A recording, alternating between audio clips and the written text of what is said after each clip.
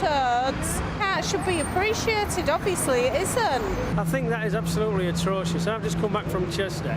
They have rhinos all over, nobody's touched them. We come to Hull and it just shows you the type of people what do this. I think it's disgraceful. The so-called Punkphibian toad outside Hull Truck Theatre is another casualty. Its Mohican's been ripped out.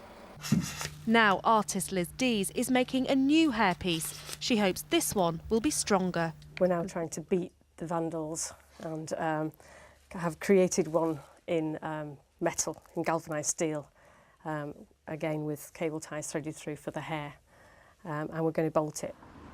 The Hull toads aren't the first public works of art to suffer. This mammoth sculpture at Boston was burnt down. The bears in Birchwood Nature Park were painted.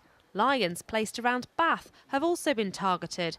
Those behind the Hull project had set aside £3,000 for repairs, and as most of the toads remain unscathed, they remain upbeat. I think the most important thing for the public, who are absolutely loving it, is that they are going to be repaired and we're not just taking them away and falling at the first hurdle. The organisers of this project hope that the vandalism is simply early foolish behaviour, which will die away. They've got their official launch with their sponsors at the Deep tonight, and it's hoped that this will not prevent people from backing public works of art in Hull in the future. Jo Makel, BBC Look North, Hull. Well, Estelle Lovett is an arts author and broadcaster. She's with me now. Estelle, good evening to you. Good evening. Why try and make a difference with an idea like this if people are going to ruin it within 24 hours? Well, don't forget, it's only a very small percentage of art viewers that are actually art vandals. So, you know, the rest of us are loving it and enjoying it. So that's what's important. Do you think that councils and businesses should just stop supporting projects like this, especially when they're having to tighten their belts, and then we see this happening? No, absolutely not. The wonderful thing about art is that it connects people together.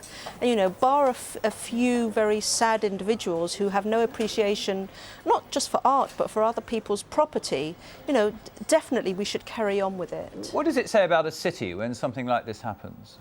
Well, you know, it's a very strange thing because people who are art vandals see themselves either as performance artists and they come along with their mobile phone, and then the next thing you know is that a piece of street art is vandalised and you see it on YouTube, or that they're known as conceptual artists, so they think, or art interventionists. Are they not just hooligans?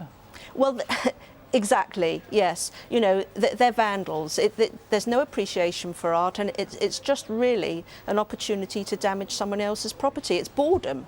Yeah, we saw in that piece there that Hull isn't the only place to suffer this sort of vandalism as well. You know, do you worry that people will start to say, well, what is the point? Because as soon as we put something on the streets, I mean, it's not just Hull, it's Bath as well, then it's going to get damaged. I mean, there are sculptures which are enjoyed on the street. For example, you have Henry Moore's on the street, which are loved and enjoyed, and he would love the fact that children climb over them and people want to touch them.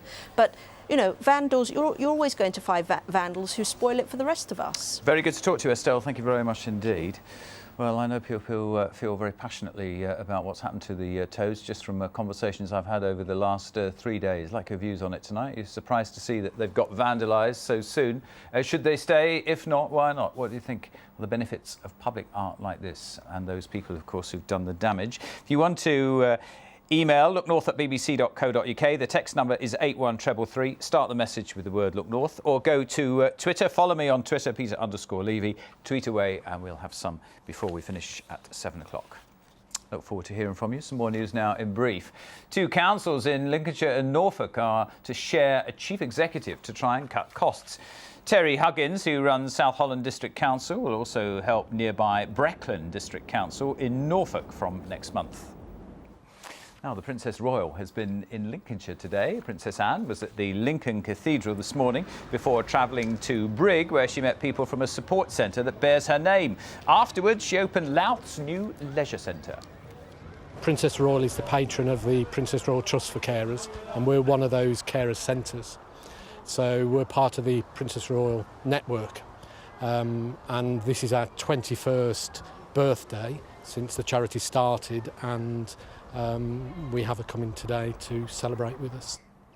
Now, it is hoped it will get hundreds of people back into jobs in Lincolnshire. Today, the County Council unveiled its plan to make affordable scooters available to hire for those seeking work. Now, the idea is to help people in rural areas take jobs or training that they can't get to on public transport. Now, it is costing Lincolnshire County Council £350,000. It'll last 3 years to start with, and it's hoped that around 500 scooters will be handed out over that time. Here's our correspondent, Vicky Johnson. These new scooters are going to make a huge difference to people like Raquel Ellis, who is finding it almost impossible to get to college by public transport. At the moment, if I stayed in Louth, I could do buses, but I've tried that and they're always late, never turn up, or just go straight past you in the bus stop. Today's launch of Lincolnshire's new Wheels to Work scheme comes almost 30 years after Norman Tebbett's famous appeal to the unemployed. I grew up in the 30s with an unemployed father. He didn't riot, he got on his bike and looked for work.